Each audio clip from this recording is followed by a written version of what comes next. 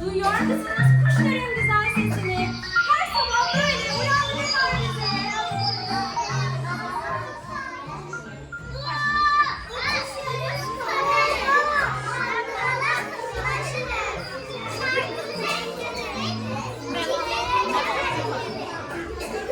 Harikasınız kuşlar. Tavşanlarımız da uyanmışlar. Ah bu sevimli tavşancıklar. Tüm gün sızlayıp duruyorlar.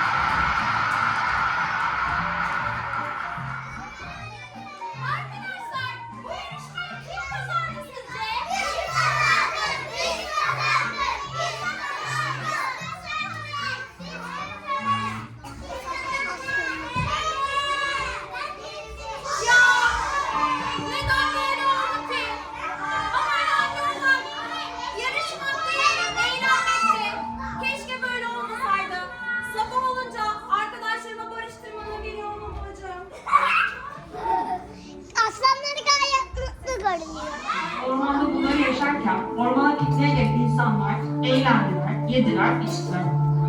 Ama çöplerini toplamadan gittiler. Her yerde poşetler, plastik, cam şişeler ve çöpler.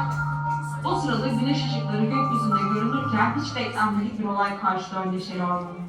Cam şişelerden birine yansıyan güneşin sıcaklığı ile alev alıp ormanı getiriyor. Durumu ilk kuşlar görüyor. Tüm ormana korkuyla haber veriyorlar.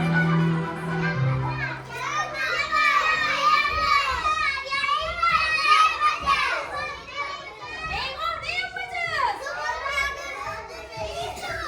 Ama nereye, çok uzakta. Suyu nasıl getireceğiz?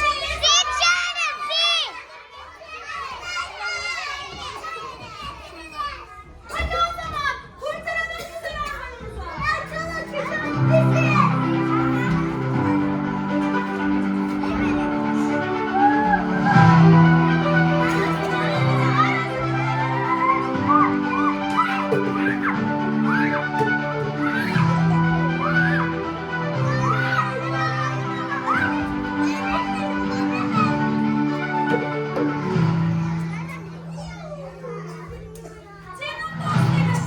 Sonunda kurtuldu güzel ormanımız. İyi ki varsınız. Çekmeleyin şunları.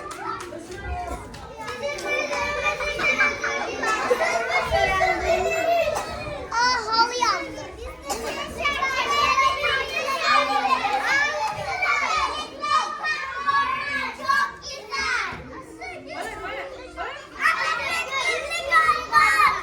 Canım dostlarım, iyi ki varsınız. Sizinle bu orman çok güzel. El ele olalım, iyiliği kutlayalım.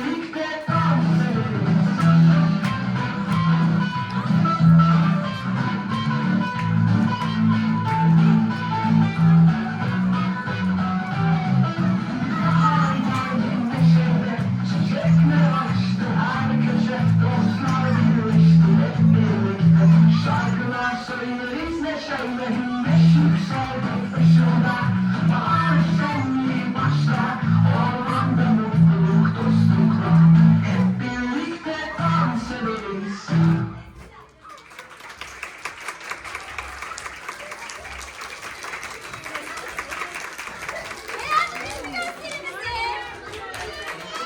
O zaman son şarkıyı hep beraber söyler miyiz?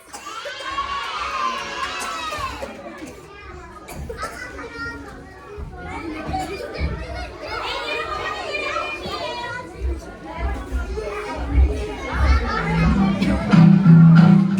Bahar geldi neşeyle, çiçekler açtı her köşe, dostlar birleşti hep birlikte, şarkılar söyleriz neşeyle, güneş yükseldi ışığında, bahar şenliği başlar, ormanda mutluluk, dostluklar, hep birlikte dans ederiz.